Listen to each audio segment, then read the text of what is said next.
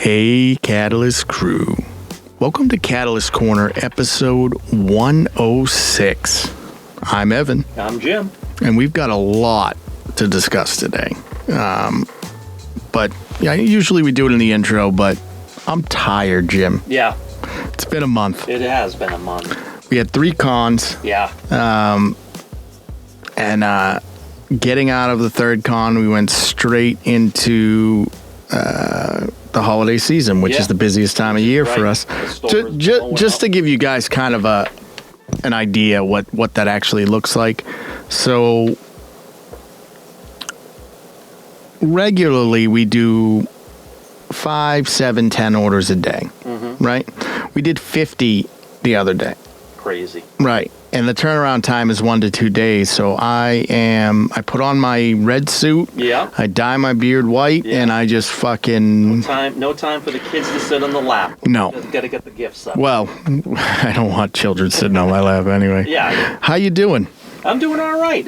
You know, been a little while, but we're back. I know that the holidays are going to kind of mess the schedule up a little bit, so we're trying to get these... Get them in when we can. In when we can, but... yeah, doing okay.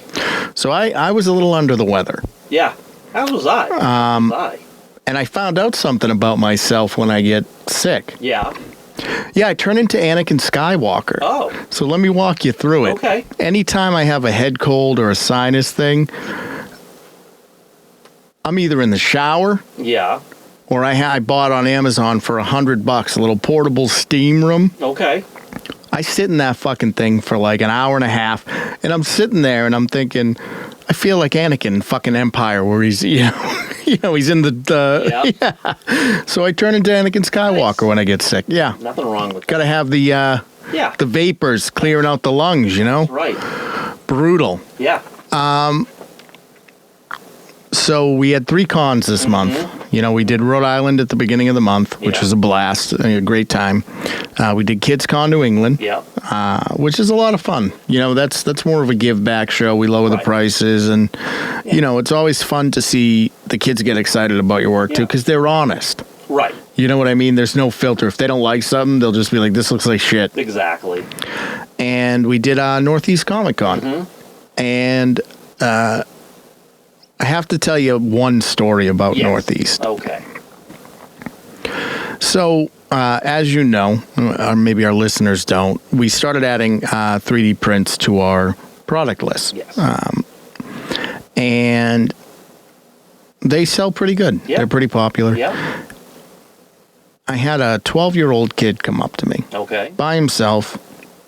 And, you know, kind of gave me sort of the sob story. I don't really have a lot of money, you know, and I was like, all right, you know, I know he's hustling me. Right. I can see it. Sure. I said, all right, I'll give it to you for this much or whatever. So he buys it. Just a small little dragon or whatever. And he comes back like 10 minutes later with a wad of cash. Oh, nice. And he goes, I want the big dragon now. Oh. And I go, okay, cool. Yeah. I go, where'd you get the money? And he goes, oh, I sold your print. And I was like, what? He goes, yeah, sold it for, X amount. And I was like, this little motherfucker. Wow. So he is hustling. So I sold him the dragon, and he goes away, and he comes back, and he goes, can I trade it for the blue one? Because he bought the green one or whatever. And I was like, yeah, whatever. So he buys or he takes the blue one and he goes away and he comes back and then he's like, I want to buy the rest of those little dragons or whatever. And I was like, wow, you sold that too? And he goes, oh yeah. I was like, this fucking kid right now. So whatever. So he buys it. And that was pretty much it for him. And then at the end of the Sunday, like maybe an hour before the con closes, Brian O'Halloran, who's Dante from Clerks, was at the con, and he comes up to me and he goes, hey, one of your employees stopped by my booth yesterday. And I said, employees? I said, you talking about a little kid? And he goes, yeah. I go, dude, I've never seen that kid before in my life. He hustled me. He goes, he hustled me. Nice. And so come to find out, he sold the big blue dragon to Brian. crazy. So at the end of the night, we were talking as, it's much easier to just talk after everybody's kind of hustled out and just laughing. And I said, Brian, that kid reminded me of Hob from RoboCop 2. Like, just fucking. I said, how much did he sell you the dragon for? And he told me, and I was like, that's like $20 more than I sell it for. That kid's going places. That's what he said. He goes, you had to respect the hustle. I go, he's either going to be running something or ended up in jail. Yeah, he's going to eventually end up in jail. He'll make a lot of money first. Right. But he's going to end up in jail. So I respect the hustle of that kid. Like, well done, young man. Keep hustling. Yeah. Hustled me, hustled Brian.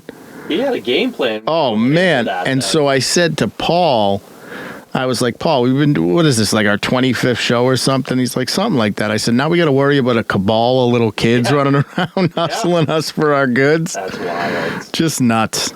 Oh, love the cons. Yeah. Just the weirdest stuff happened. We met an awesome a girl from Germany. Mm-hmm. Her name is Chiara, and she does some cool art, so we're going to do some work with her. And just a very positive. We met Joe from Joe's Comics, super nice guy. He really hooked us up with a couple things, like just a lot of good, solid people at that con. Ming Chen from Comic Book Men, nicest dude ever. Like, and Brian, funniest guy, nicest guy, like very quick-witted. Can't say enough good things about him.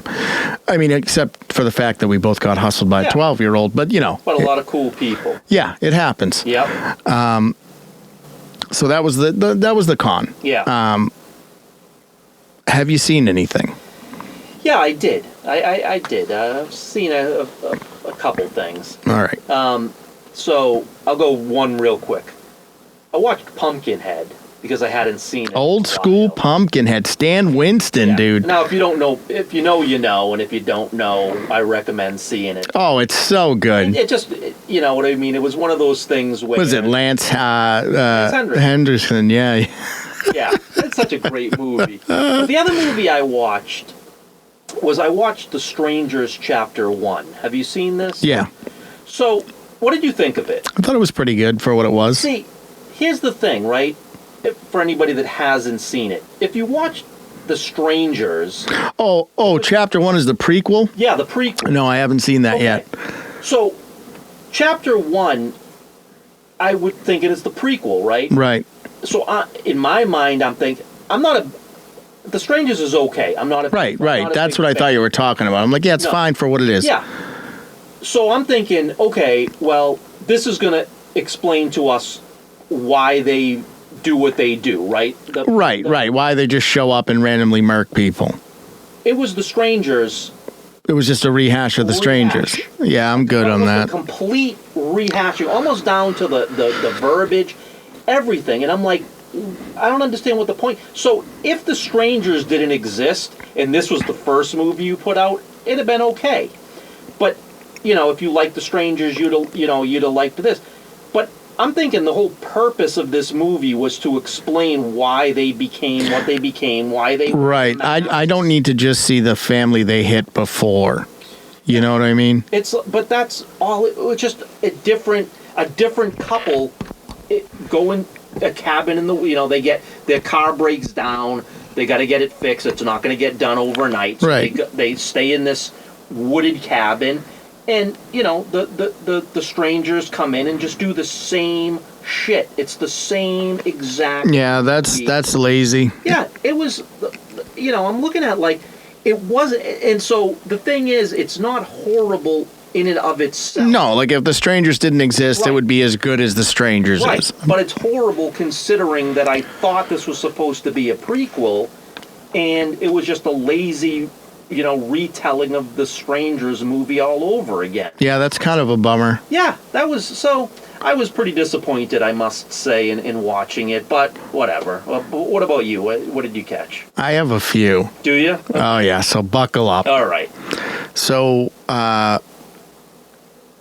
saw Wicked. Oh, did you? I got a screener of it, and I thought, let me do my due diligence. Sure. Here are my thoughts on it. Okay. I think the movie is a little long. Yeah. Overall, I think it's a very good movie musical. You know, if you like Wicked, you'll love this type of thing. Cynthia's great. Ariana's great. Okay. It is a little up its own ass. Sure. You know what I mean? And that definitely comes across. And there were points where I'm just like, God, this movie loves the smell of its own farts. But, you know, it had its moments where it was charming. And, you know, I think it's strange that they went for the cash grab to do a two-parter. Yeah. I mean, I shouldn't say strange. I think it's... I mean, I don't know how they're going to squeeze another 2.5 hours out of what's left, but whatever. People are talking about it winning Best Picture. I think that's fucking ridiculous. I don't think it's anywhere near a Best Picture nom. Not even financially, you know, totally successful. No, it's doing well, but it's not, you know, okay. It's doing well in the current climate. Sure. So, I, you know, overall, again, regardless of the controversy with Cynthia getting upset about, you know, the poster and all that, and generally kind of being a full of herself person. Yeah, they really came off poorly on the press tour. They are not coming off as likable people. No, they all seem to really be in love with the smell of their own farts. But that aside, I think what they've brought, what they've put out is a well done, well crafted musical. And I put this out on social media. You know, I'm glad that the movie. You know, I want the movie to be successful, and the reason I want the movie to be successful, and I said this, is because you're making a movie for the Wicked audience, right? And make it true to the musical and the books that were written for the musical. Make it true to it. Make it true to the fans that watch it. And for the most part, they did that. Right? And have it enjoy. And I want that to resonate. That's what you need to do. Right, because we're always very hard on Disney and Marvel and DC and everything, but we hold Wicked to the same standard. Right. And if you're close to the source material, great. I applaud you. I'm happy the movie is doing well. It may not be for me. Right. And again, I'm not a huge musical guy, but I figured we were going to talk about it, and I got a screener, and I wanted to do my due diligence, and so I sat down and watched it. And you know, as far as movie musicals go, I think they nailed it. Good. I also watched I'll do the horrors last. Okay. I watched Gladiator II. Oh, did you? And I went into it thinking, all right, here we go. I can't, trash fire. And about a 2.5 hour movie, and about an hour and 15 minutes into the movie, I audibly sighed because I was like, fuck, this shouldn't be as good as it is. It is fantastic. It is so good. It's not as good as Gladiator 1 by any stretch, but it has no business being as good as it is. And I think that's a lot of what I'm hearing too is it's good. It's good. People did not everybody was like, why are you making this? What's the need of making this? What's the reason behind it? And I think everybody went in with a lot of low expectation, and then they watched it and like, oh, that actually was a good movie, a good movie to make. Right, like they tie enough of the original in to make it have value, but it's very much its own movie. And I heard Denzel really carried the good portion of the movie. Yeah, he did. He really did, and yeah, I mean, he's a phenomenal actor anyway, so it's not like you can't. Yeah, it's not you expect true. You don't expect anything less of him. But I remember seeing the trailers, thinking like, "The fuck is he doing in this movie?" Right. But the way that they kind of weave him into it, it fits. And the dude from Stranger Things who played Eddie plays one of the twin emperors. Oh, okay. Fantastic. Was he? Like, it almost bothered me how much I enjoyed it, because I really went into it thinking it was going to be a dumpster fire. But here again, this movie is also doing pretty well, like Wicked. You know, didn't get the Barbenheimer that. No, but thought Barbenheimer, might I have think, happened, is one of those outliers at Yeah, this point but, because you know- again, the movie business, Yeah. the theater business is not healthy. No, but people were thinking it might have that, and it did too, but to a much lesser degree. Sure, and they're lesser. They're not as hyped up. No, but here again, another movie that made for the audience that it was made for. It wasn't pandering to, No, there wasn't. This was Gladiator movie for Gladiator. Right. It was Gladiator II without tarnishing the legacy of Right. Gladiator 1. And it was very refreshing. And I when I finished it, I kind of, turned it off and I was just like, wow, fantastic. Nice. Fantastic. So well done, Good. Ridley Scott at 87. You can still make fucking Yeah. movies. Perfect. Jerk. So then I caught 2 horror movies too. Okay. So I watched In a Violent Nature, Okay. which I enjoyed. Did you? It's basically a Friday the 13th clone, All right.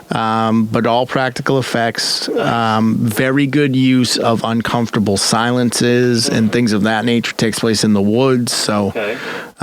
pretty well done.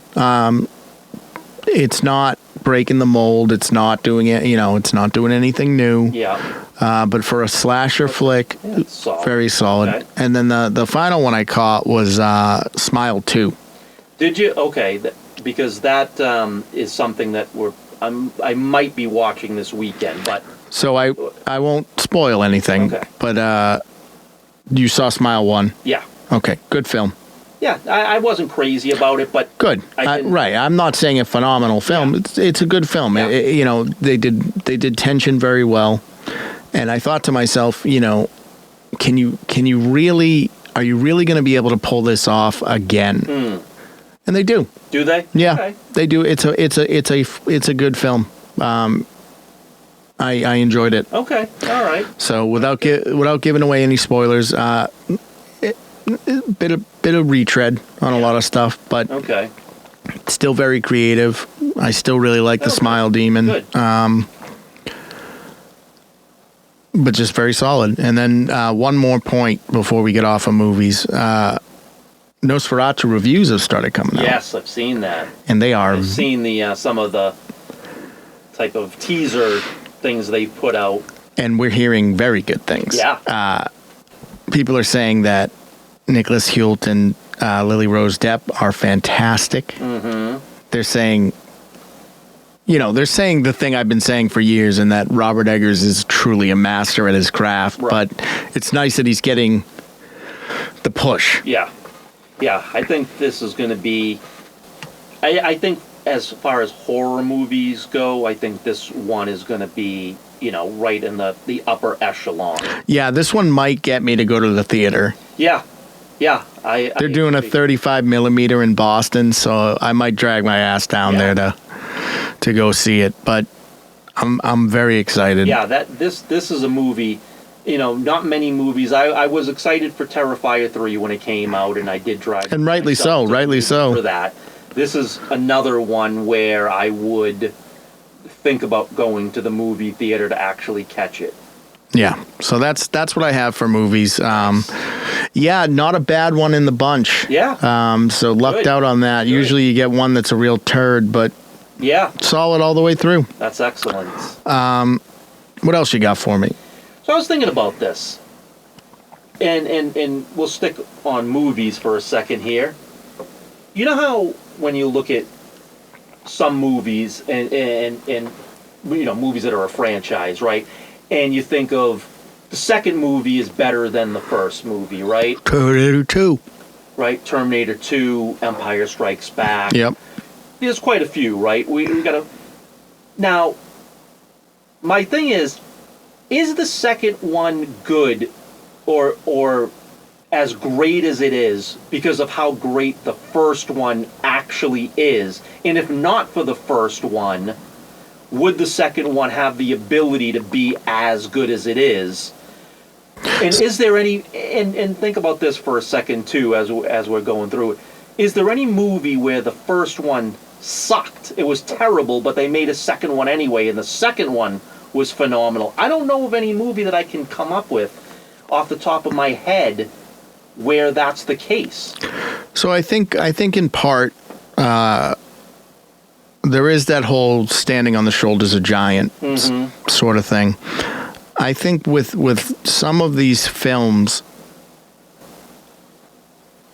I mean, Empire is really good. Yeah, but could Empire be as good if A New Hope wasn't? Well, it wouldn't make sense. Yeah, but it wouldn't make sense, right?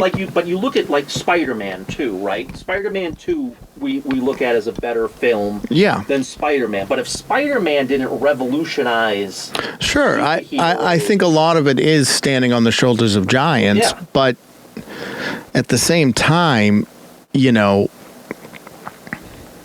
I mean, Empire is better than A New Hope. It is, but no, it did. I mean, it probably wouldn't even exist if A New Hope wasn't groundbreaking. Right, but it's just that, you know, is it because the first one is so good that it just, you know, paved the way for the second one to be even better because, you know, you established everything in the first one. You established the lore, you established the characters, and then you had a little bit more freedom in the second one to be a little bit more bombastic and that, you know, and tell a little bit more of a story because you didn't really have to set the stage for everything. You know what I'm saying? Like you had to get everybody to buy in on the first one. But what about like Mad Max? Yeah. Like Mad Max 1 is just okay. Yeah, but I still think that at the time Mad Max was, you know, a pretty big movie. You know what I mean? Like when it came out, I think that you know, there was a lot of people that really enjoyed that movie. Right. It's not by any means holds up tremendously well. I mean, not compared to the other. All right, how about Suicide Squad?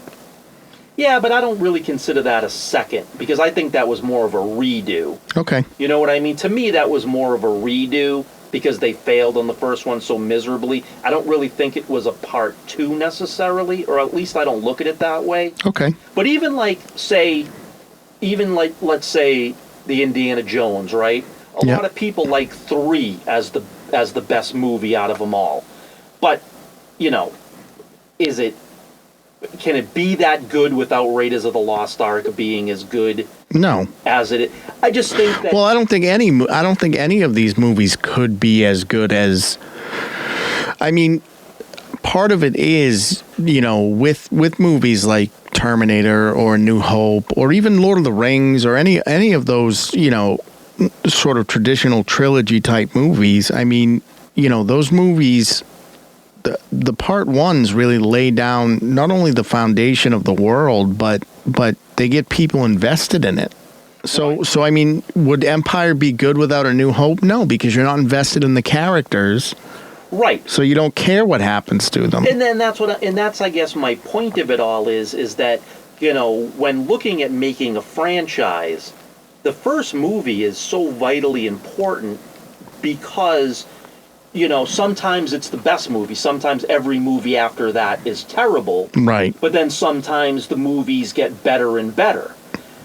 But everything plays off that first movie. So whatever you know, anybody that's thinking about making a trilogy, if you don't set that first movie up for major success, you don't have any opportunity to do. Because, like I said, I can't think of a single movie where the first movie was an absolute failure, yet they were given more opportunities. Well, that movie Ouija, the first one was like a dumpster fire, but then Flanagan took over and did a prequel that was really well received. Yeah, I mean, but that's not, you know, you're talking about like you're talking more like blockbuster movies. More blockbuster movies. It just popped into my head. I was just giving this some thought. And I was just thinking to myself, yeah, there's a lot of movies where the second one is superior than the first one. What about Daniel Craig's Jason James Bond movies. The first one is far inferior. But James Bond is a no. Sure, come on, sure, you know what sure. I mean? Like, I wouldn't. Because I mean, Skyfall is in a league of its own. Yeah, and I think you could say that on maybe even a few of the Bond movies, but you still have to establish. You know, that was fully established especially by the time that Daniel Craig took over. Right. That was a fully functioning franchise that had many, many successes. Right. But I'm just looking at, like, you know, Captain America, right? The Winter Soldier is arguably the best movie out of the trilogy, but that first movie was so good. But it with Captain America 1, it was good, and it was good enough to get you to care about Steve Rogers and want to know what happens to him after the ship goes down. So I really think that, you know, you can have the best idea for a sequel, but if your part 1 doesn't connect with your audience, and your audience doesn't care about your characters enough, or care about, you know, the world and the stakes, then it doesn't matter how good of a part 2 you put out. It's going to tank. Right, and I just think that you have to have the success on that first movie. You have to make sure that that's your anchor. Because, like you know, I look at, like, Iron Man, right? And yeah. I think Iron Man is a phenomenal movie. I think 2 is worse than 1, and I think 3 is worse than 2. Right. I hate 3. I despise Iron Man. Yeah, 3 is... Well, 2's pretty bad, too, though. No, I think it's bad, but I think 3 is the worst. Like, I think that those movies got progressively worse. Right. Whereas, like, say, Captain America, I think the first one was awesome. I think The Winter Soldier was better. I think Civil War was probably, you know, the worst out of the 3, but I still think it was a solid movie. It didn't decline all that much. But I just think that you have to have... I just think that if you don't have that first movie, and I think that the first movie sometimes, when you look back, doesn't get the love. Well, what about, like, Godfather Part 2? Yeah, I think Godfather Part 2 is probably superior than 1, but... I mean, Godfather Part 2, even isolated, it's a better movie. Right, but, you know, Godfather is, you know, a classic, you know what I'm saying? Yeah, that movie in and of itself is just an absolute classic. And I just don't know that you would have the success of Part 2 but I just think that when you look back on... What about, like, The Dark Knight? Yeah, I think The Dark Knight is far superior than Batman Begins. But I think even without Batman Begins, it would have done fucking bangers. Sure. But again, you know, not to poke holes in the argument, it's Batman, right? Pre-established lore, right. People know That's what I'm saying. Like, you used Batman Begins to kind of reset the lore, which you really didn't need to do, because we already had Batman. You know, people should know the setup of who Batman is. Right, like I thought came to be. I thought one of the best parts for me about the Batman was that we didn't retread the Thomas Martha killing. You know, like maybe there was like a brief, you know, he has a little PTSD in regards to it, but we didn't have to do the scene right with the pearls and everything that we've seen a million times. Like, that was awesome to me. Right. Oh no, absolutely. But I just think, like, when you think about, like, say, Terminator, right? Right. You know, Terminator is a great movie. Yeah. And Terminator 2 is a much better movie. But I don't know that 2 could exist without Terminator, you know, being that good and people buying into, you know, that whole concept. And then once you got that concept down... What about, like, Evil Dead? I still think that Evil Dead, the original one, had to set the stage for what the whole thing became. Mm. And I think that movies got progressively better, and some were worse, obviously, because it went on for a while. But I just think that, you know, I just look at it and I'm thinking to myself that I don't know of any... I can't think of any movie where the second one was a tremendous movie, but the first one sucked. The first one was awful, but some. Well, I mean, I think probably a lot of times, you know, the people that are in charge aren't going to change the ship that drastically to make a part two like leaps and bounds better than an original. So if original is trash, whether it's the writing or the producing or the directing, I mean, you can get new writers, you can get new producers, but generally, the money men who really make the decisions aren't gonna change their vision. No, but it's just you think sometimes where it's like, okay, well, we put the first one out, it didn't do well.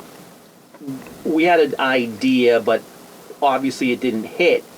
Let's make some changes on the second one. Like we were for whatever reason, we were locked into a 3-picture deal, right? So they have to give us a second, like Velma, right? For instance, right? They bought a two season deal. They were locked in.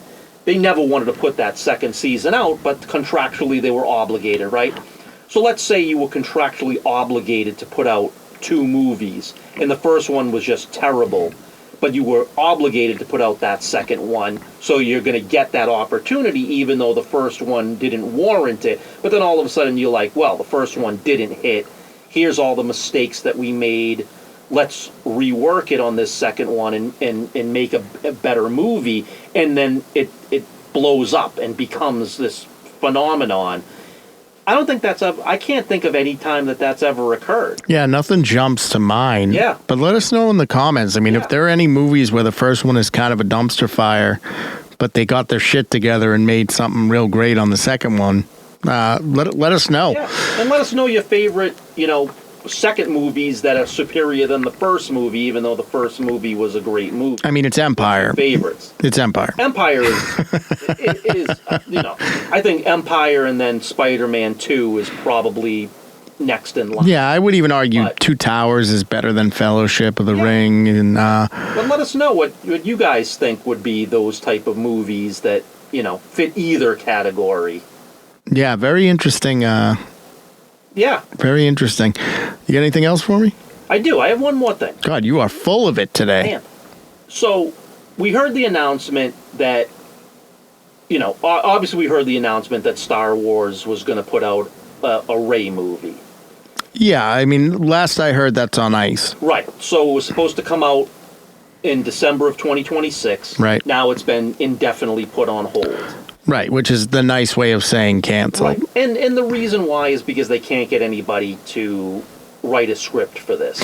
I don't know that they can't, or there's really nowhere to... I mean, where do you take it? Well, that's my point, though, is I think that the struggle, why they can't get this to work is because you've created the ultimate Mary Sue character, and I don't know how you write around that. And the thing is, right, because you can argue Batman is the ultimate Mary Sue character, right? Because, I mean, to a degree.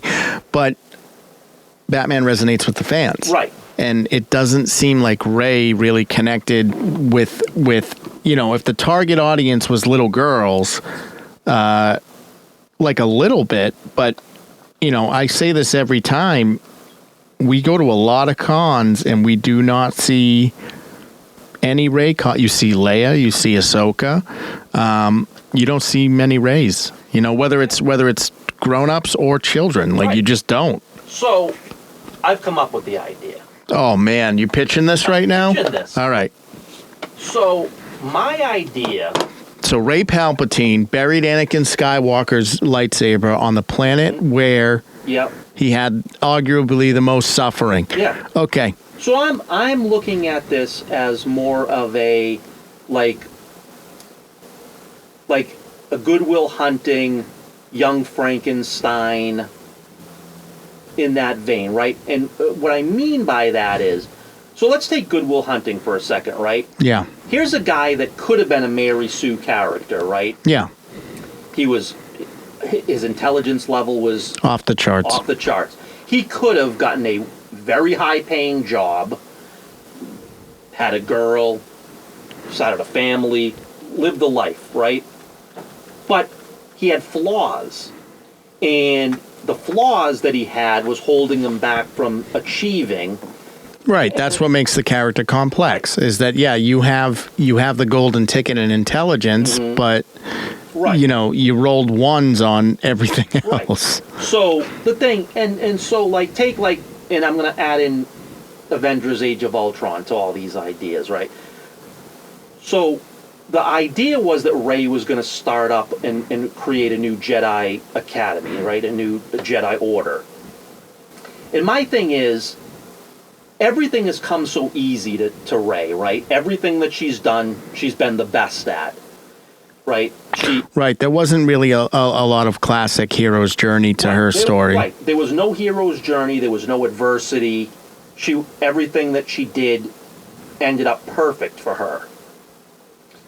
So my thing is, she's creating a new Jedi Order, and she starts believing her own hype. Right. She falls in love with the smell of her own farts. Right. And so she thinks that everything that she does is beyond reproach, right? Everything comes easy to her. She's creating this new order. She's going to, it's gonna right. She's going to return the Jedi to their rightful place in the galaxy. Right. The Age of Ultron, right? I'm going to save humanity. Right. Right. Except then she starts thinking, well, this is what I think my grandfather envisioned, but he went about it the wrong way. So I'm going to take his idea and I'm going to do it the right way. But, absolute power corrupts absolutely, right? So as she's setting up... Right, that and the Empire is literally an allegory for Nazism, but yeah. Right. Well, yes, but... Yeah, there's really no right way to do Nazi. No. But... I get what you're saying. Right. Keep going. Right. So again, she's having, there's no resistance against her, right? Because there is no resistance. Right, because the new order is gone, right? There's nobody questioning her of what she's doing. Right. So in her mind, what's happening is she's getting corrupted by her own intelligence, but she doesn't realize it. So kind of the counter to Good Will Hunting, right, where he was dealt ones, but then eventually figured it out, right? She was dealt 100. Right, she rolled all 20s. Right, but now it's going to go backwards because she got into her own head. Because there really wasn't that sort of guiding figure, right? Because Luke wasn't really around long enough, and they did tarnish his legacy. Mm-hmm. So there really wasn't anybody to truly set her on, a proper sort of path. Right. So although she thinks she's doing something right and wholesome. Right. She's just an avenue for the dark side. Right. She actually creates the new galactic empire. Oh, incredible. So, and that's where now the journey goes, right? So now she's... Right, but the problem would be now you have to come up with a hero to actually take that down. Sure, and that could be one of her the Jedis that she, because now the Jedi are going to be more of stormtroopers than they are Jedi, right. But then you're going to have that one that's going to say, no, this is wrong. And that one Jedi is going to step up. Yeah, I think that would be a very interesting way to continue Rey's story. I don't think it would happen in a bajillion years. Of course it wouldn't. But I mean, it would do a nice job of tying together the sequels because, as shallow as it was, there was conflict in her, mm-hmm. and ultimately her grandfather is Palpatine. Right. And, and don't tell me that, being abandoned didn't mess with her at all. I mean... Right, being told she was nothing, she was from nothing, and then having, but except for the fact that your grandfather was the Galactic Emperor. Right. So, over time... And Sith Lord of, her mind gets corrupted. But I think that if you do that, and you know, to use a wrestling term, turn her heel, Right. I think you could save Rey. I think you could save the Rey character and actually make her. Well, it would make Rey. It would make her interesting, right? And then you argue, oh well, this was our plan the whole time. We were playing the long game. Then you look at the sequel trilogy totally differently, right? Because ultimately, that's just the beginning of her quote unquote hero journey, and the fall would be your Rey movie. Right, and your next trilogy could be her, getting corrupted and becoming, the greatest villain that the galaxy has ever seen. Right, greater than Palpatine, greater than Plagueis. Right, greater than Vader, greater than, much greater than Kylo. Because there's just it's power unchecked. Right. Because even the Emperor had to placate to the Senate originally, and it could be interesting. I mean, I always thought I always assumed we were going to see some kind of a heel turn in the sequel trilogy that we never really got. And it wouldn't be that she's evil necessarily. No, it's the road to hell is paved with good intentions, right? It's just that she wanted to reset the Jedi Order, and you can't escape where you can't escape your blood. So whether she likes it or not, there is a Palpatine inside of her. Yeah, and for her wanting to protect the galaxy, what she created was the Empire. Right. She created a new galactic empire, right, which she thought was actually protecting the galaxy. In fact, she took it over. She actually ended up because something to rule it. Because Disney has to one up everything Lucas did, you can make it worse. It was worse than Palpatine's Empire. You know what I mean? It's more brutal because it's power unchecked, and the Jedi are kind of under her control. So there's not really anyone to. And then ultimately, basically the dark side can connect with her, and you have the Sith again. Right. And then you can create a Jedi to combat that, and now that's your new... Oh, there's your trilogy. Yeah, there's a cool trilogy right there, right? She bleeds her lightsaber at one point. And then the new Jedi goes to Tatooine and takes Anakin Skywalker's lightsaber out of the fucking sand because it was the most disrespectful part of that whole franchise. Right, and that could be again one of those stories that gets told, right? She talks about that, and the one Jedi heard the story and goes to collect that lightsaber, and that's the lightsaber that he's now going to use to combat Rey Palpatine. Right, and you could get Hamill to be a Force ghost to said Jedi and actually train them the right way, a la Obi-Wan. Right. And actually get a decent story. But you could get Obi-Wan, Yoda, you could have all the Jedi. But you have to be you have to be okay with making Rey a villain. And you have to make it that But I mean there's so much in the sequel trilogies, there are good things in the sequel trilogies. There are bits and pieces that aren't garbage. Sure. So, but I think if you were to take the story in that direction, you would look at the sequel trilogies much, how people look at the prequel trilogies now. Yeah. I think you could get people to look at the sequel trilogies in the same sort of light because it's like, oh, well, this is just kind of the beginning.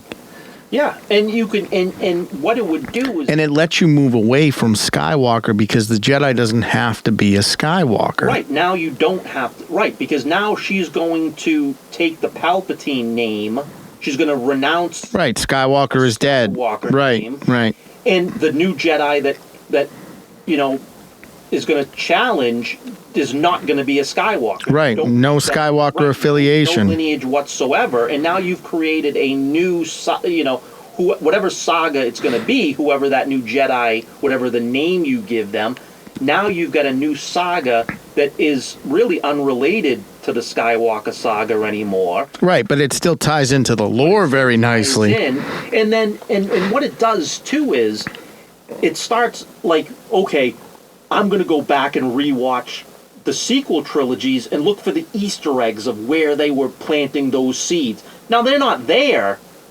Right, but people are going to start finding shit that's not there. Oh, that's a seed where she was going to start to turn. Right. It really wasn't. And there are moments where you can tell she struggles. There's that god awful scene where she turns into like Gollum from Lord of the Rings. Yeah. But I think for me, you know,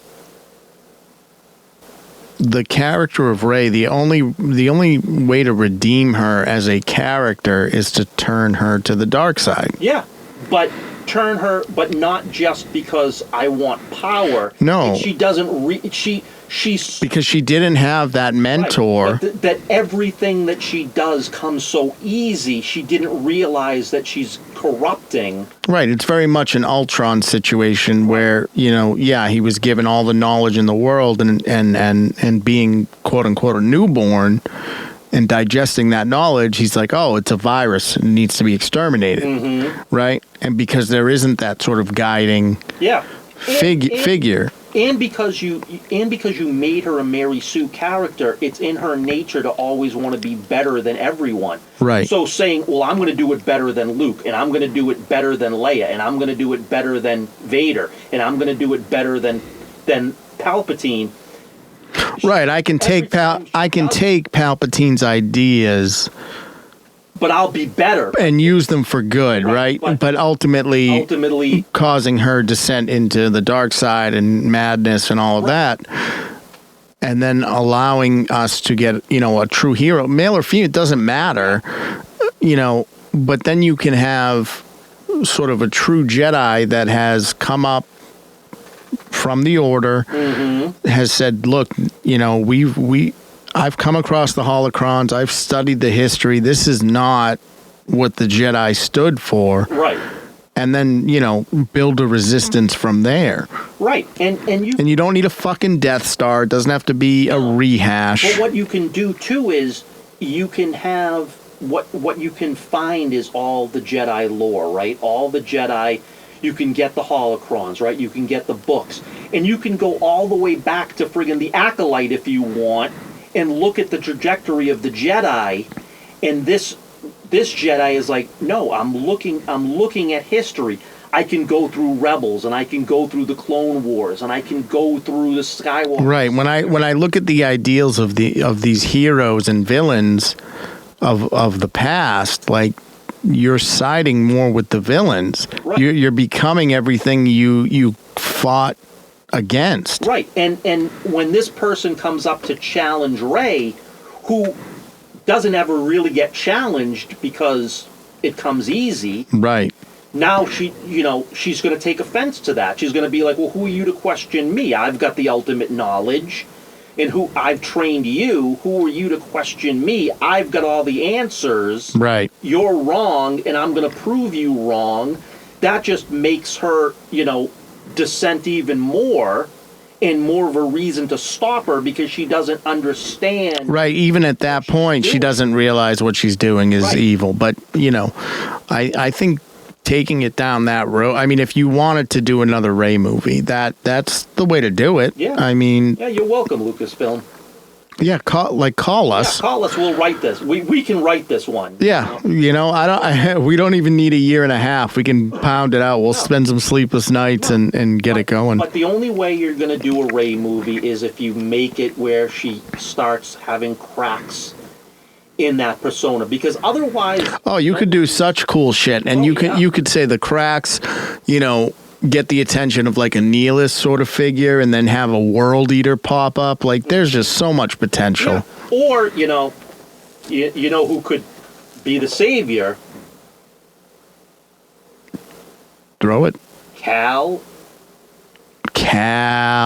That would be fucking cool, Kestis. Man. Cal Kestis out of the fucking video games into live action. Bring him in. He's the guy that you know, he'd have to be older. He'd have to be an older Cal Kestis, sure, but maybe he's the guy that leads a charge, or maybe he's a guy that right. He could do the hermit route, right? Yeah, or maybe he's a guy that he could be your figure, right? He could be your figure that kind of guides young Jedi in the right direction. You know what I mean? Mm-hmm. Because well, you say that, but because they're struggling. No, they are, and it's because they don't want to move off of what they've created with Rey, And the only way for it to be successful is if you totally go the opposite way of what Rey is. That's the only way you're going to make it successful. Right. She can. You can keep. You can keep her in the lore. You can keep. The story around her. Mm-hmm. But you gotta turn her heel. And she would be a central figure in the trilogy. Right. She would be. And because she's in the sequels, the fall is that much more personal. And she finally has earned something from the fan base. Yeah. And it'll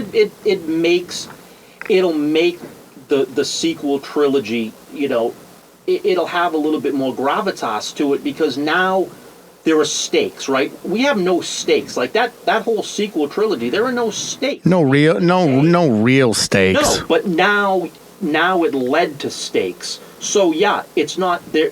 No one's going to still like the sequel trilogies. It's not going to save them. It's not going to make. Yeah, like Last Jedi is. It's still going to be the worst Star Wars movie ever made. It's right. Redeeming it, but at least you can. But at least you can appreciate pieces of the sequel trilogy that led you to this new trilogy, and say, okay, I don't like the path it took to get here. Yeah, but I'm interested to see where we're going now. But now I'm interested in where we're taking it, as opposed to because even the people that downright hate Rey, well, now you're giving them a reason to dislike her, right? And there's still people that are going to hate Rey. Like you're not going to change everybody's mind, right? But you can't won't give her a chance. You can't make a movie for everybody anyway. But the thing is, if you keep Rey as is. You basically have lost 90% of the audience. If you turned her this way, you'd probably lose 30% of the audience. Right. I mean, it'd be enough to get me back into Star Wars just to at least see, where it's going. Right. And I think that that's it's the villain's journey, which you don't get all that often, is the journey of the villain. How did the hero become the villain? Right, and what's unique about it is you do have the sequel trilogy kind of showcasing, well, this is what she was before. She was a hero. Right. And the thing is, you want to dislike Rey at this point, so it gives you the reason to dislike her in the sequel trilogy. Because you can say, I always knew there was something off about her. Right, it was always too easy. Yeah, she was too good.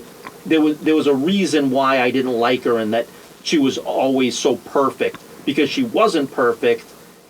And the descent to evil. Right, it's that much greater. It's the reverse. It's the reverse hero's journey, right. And it's actually something earned and something the fans can get behind because it's earned. Mm-hmm. And let me tell you something: if you see Rey in all black, oh yeah, with the robe and everything, and a red lightsaber, come on, you will see that at Comic-Con. Right, you will see girls dressed like that. Oh yeah, Comic-Con, I guarantee you. All right, I got one more for you. So, not to circle back entirely, but for Wicked, they had the Munchkins. Okay. But the Munchkins are played by, the main Munchkin is Ariana Grande's boyfriend, SpongeBob. Okay. So he's just a regular-sized dude. And they emphasize that they're shorter by making him stand on 2 books. Okay. So then the Snow White and the Seven Dwarfs film came out, the trailer for that, and we get CGI dwarves. Terrible. And it all kind of circles back to that comment that Peter Dinklage made about little people not shouldn't just get roles that are made for little people. And it just got me thinking, these are jobs that you're taking away, not from you, Peter Dinklage, because you can do movies. You have a great talent, and like it or not, people see beyond your dwarfism, right? But that's not the case for working actors that are little people. right? Like you're costing people their livelihoods. And think about it, right? They would have been in, Wicked 1 and 2, right? So 2 major pictures there. And Snow White, which you're talking about is going to fail miserably, but you're talking about triple A studio, Warner Brothers and Disney, like as big as it gets. You've taken food out of these people's mouths because they're not casting little people anymore. The last movie I saw with a little person in it was Joker 2. Yeah, and the thing is, you look at the CGI, how terrible it is, and it's like, so, Peter Dinklage would rather see horrible CGI than give... Right, you'd rather the money go towards the CGI guys than towards... an actor who's a little person who fits that role. Right. For what? Because of a point of pride?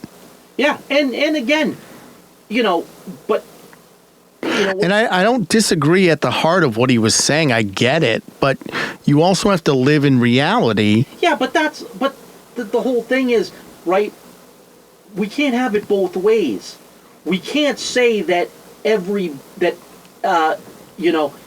that if a person is Asian in the comic, they have to be Asian on screen, but then don't do it for little people, right? We can't say that every black character has to be black, and every Asian character has to be Asian, and every female character we can't.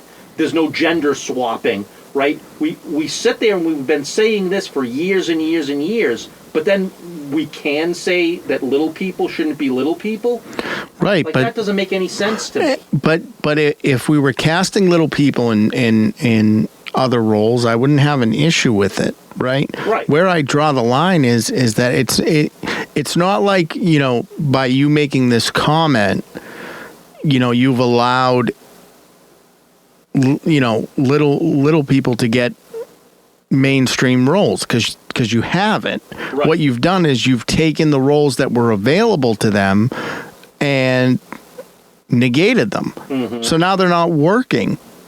Yeah. And the studios are too terrified at this point. Yeah. To do anything that would offend anybody. Right. So now we have regular-sized Munchkins in Wicked and CGI abominations in Snow White. Right. And, that's the thing, right? We're calling it live action, but yet a lot of these Disney live action doesn't have a lot of live people. We got mostly CGI or Cap and all that type of stuff. It's very strange to me. Yeah, and that community came out and they voiced their displeasure. They voiced how much this could have helped them financially. Right. I mean, you're talking about arguably 3 of the biggest movies in the next year. Right. Right? Yeah. That they were totally cut out of. And for what? And you know what the other thing you do too is, by doing that, right? Because if you're not seeing them perform, then they're going to have a difficult time getting other jobs. So you could have allowed them these job opportunities to showcase themselves, and maybe studios would have then hired them for other roles. Maybe they would have cast them, hey, maybe that role wasn't necessarily designed for a little person, but you know what? That person was a really good actor, and now I'm going to cast them in this role. It'd be like if they design it around them. It would be like if they somehow made another Willow season and recast Warwick as just a regular dude that they CGI'd down. Yeah, that, like the Hugh Grant and Wonka. Wonka, exactly. Wonka's another great example of it, and it's just, I just don't understand. I want the diversity in my films, mm-hmm. and you've taken away, a portion of that for what? Right, and I'm not laying it all on Peter Dinklage. I don't think he's I don't think he's important enough to, have caused the entire shift in all these studios. But I don't think it helped. No, but I think that when he said what he said, I think, like to your point, it scared the studios. The studios got scared to go against them, and so they made their choices based upon what he said. And, you know, again, him sitting on his high horse, being able to talk for that community is really unsettling to me, because no one else is in agreement with what he said. Right. That's a singular voice speaking for many, many people. Yeah. But all right, let's put this one to bed. Okay. Jim, as always. Yeah. Pleasure. Pleasure. Absolutely. What do you got going on? Well, we finished up, at least for now, Eva. Go read that on Webtoons. We got 4 chapters out. You know, keep an eye out on the socials. We got some plans for that, but right now you can find it on Webtoons. Give it a read. Let me know what you think. And then we got some, you know, we just got the artwork coming out every week. So check the socials, and if you dig it, let me know. Yeah, I caught that last one from. Yeah. Very cool. Very cool. Good show. All right, guys. So that's 106 of the corner. You know where we're at. CatalystCrafting.com is the main website. Catalyst Creations NH is our Etsy store. We're cooking. So if you want to get your gifts in before the holiday season, we better order them. Yeah. But what do you guys think? Have you seen Pumpkinhead or Strangers Chapter 1? What did you think? Did you watch Gladiator II? Were you pleasantly surprised like I was? Did you think Wicked's a little in love with its own farts, or do you think it belongs in a Best Picture category? And let us know about those movies. I mean, is there a sequel to a bad first movie that blows a franchise up? Let us know what it is in the comments. All right, crew. We'll catch you on the next one.